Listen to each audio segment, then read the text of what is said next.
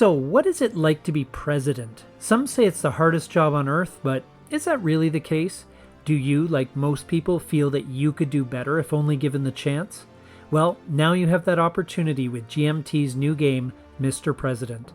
Today I'm going to give you a preview, a presidential briefing if you will, of what this game's all about here today on Legendary Tactics. There are a lot of games out there about US elections, including 1960, The Making of the President, and an old game called, coincidentally, Mr. President.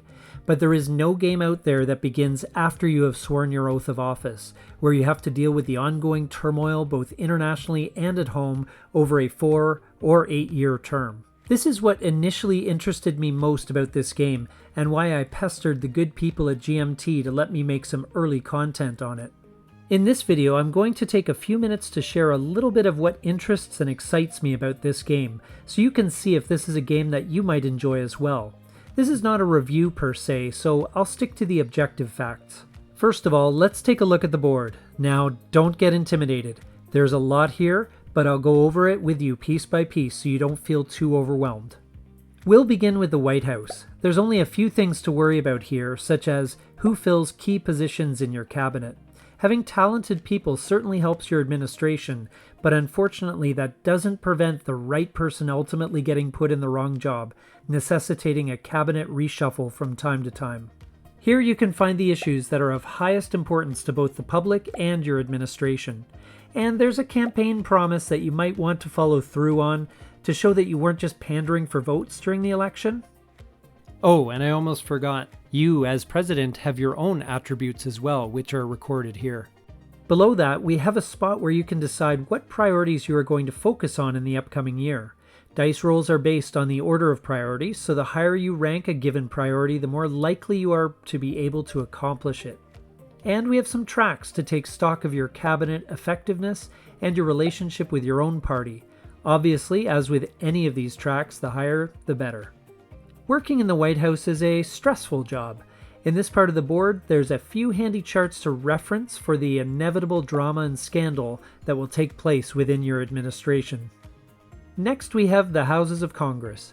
Here we track the cooperation between the two different major parties, the friends and enemies the president has in these houses, and the status of current legislation, some of it landmark legislation that will help to build your legacy. And then we have some tracks that summarize the state of the nation, represented as the world opinion of the US, the relationship you have with Congress overall, your relationship with the media, the state of homeland security, and the state of the economy. And there's a couple more tracks at the bottom of the board that round out the domestic status situation. We have the presidential track, which tracks both your prestige and your presidential action points, which you can spend to increase your odds of getting a successful die roll, among other things.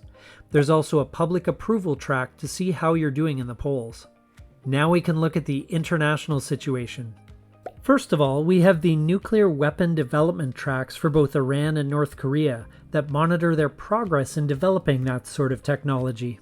Here we have the strategic tracks, which keep tabs on the relative capability and skill of the three major world actors, the US, China, and Russia, in a bunch of different important areas. And then we have conflict tracks down below, which measure both the level of tension between two or more nations in the world, as well as their relative military strength. This is the World Regions section, which occupies a large amount of real estate on the board. In each of these boxes, you will keep track of things like civil wars, terrorist groups, UN involvement, foreign influence, regional tensions and crises, the region's overall stability and affiliation with US interests, and the strength of the US military and intelligence forces in the region, among other things. In the case of the Eurozone, China, and Russia, you will keep track of their economic strength as well. And in the case of wars, when they happen, they are represented abstractly on these tracks. Finally, we have the event cards, appropriately named crisis cards, which are stored at the top of the board here. These will be turned up at certain points in the turn, usually with an immediate negative effect, although I hear there are some positive events in there somewhere. Intriguingly, some events are more long-lasting. If not handled well, the effects can snowball into a Stage 2 or Stage 3 deck, where the consequences can be much worse. If you decide to kick the can down the road on that big scandal, it's going to come back to bite you even worse at some point. You're just not sure when. There's no question that this is a big game. It was designed that way by Gene Billingsley, who wanted, in his words, a big, interconnected, massively replayable monster game. And that is exactly what we have here. So what if I told you that there was a system that made this all not only playable, but enjoyable? Meet your new best friends with the oddest of names, the turn sequence track and the turn sequence flipbook. In each segment, just advance the counter here and scan the accompanying flipbook page. In this way, each turn is broken down into bite-sized parts that are more or less self-contained, meaning that you can just focus on what needs to be done and look up afterwards to see how things ended up. So overall, what are we looking at here? Well, this isn't a review and is more of an overview, so I will give you some random objective points here to take into account. The rules, while long, are very logical and extremely well laid out. As you are following the procedure of a turn, it's always indicated what chart you need to reference in order to resolve an event or game effect. The board and components are also extremely well designed. It will take a bit of time to get used to where everything is, but once you're there, things flow quite smoothly.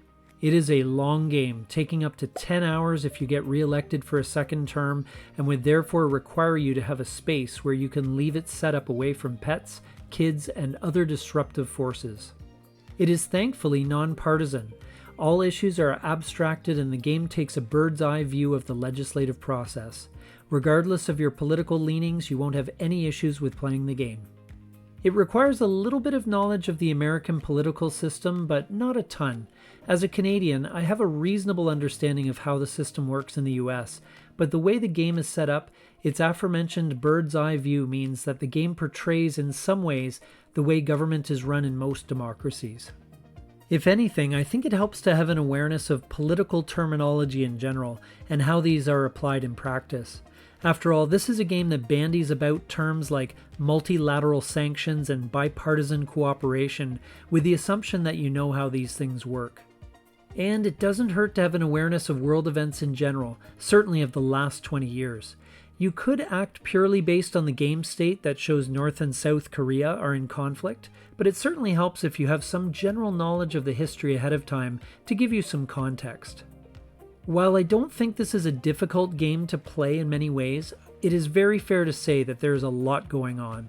There are lots of decisions to make, but also a lot of procedures to follow, especially when other major actors like China, Russia, or the UN are doing their thing and acting on their own. A word of warning here though, those of you looking to dive deep into strategy, I don't think you will find exactly what you are looking for. I would describe the game as being more tactical, as you are always responding to the ever-changing circumstances on the board. Certainly, one can attempt to enact a grand strategy over the long haul, but ultimately this game is more about narrative. It seeks to tell the story of the presidency, your presidency. Mr. President is a game that is completely unique in the marketplace. While it certainly harkens back to old procedural solitaire games like B-17, Queen of the Skies, it really does its own thing here. We hope this overview gave you a sense of what Mr. President is all about. If it was helpful, please take a moment to like, comment, and subscribe down below. This is Legendary Tactics.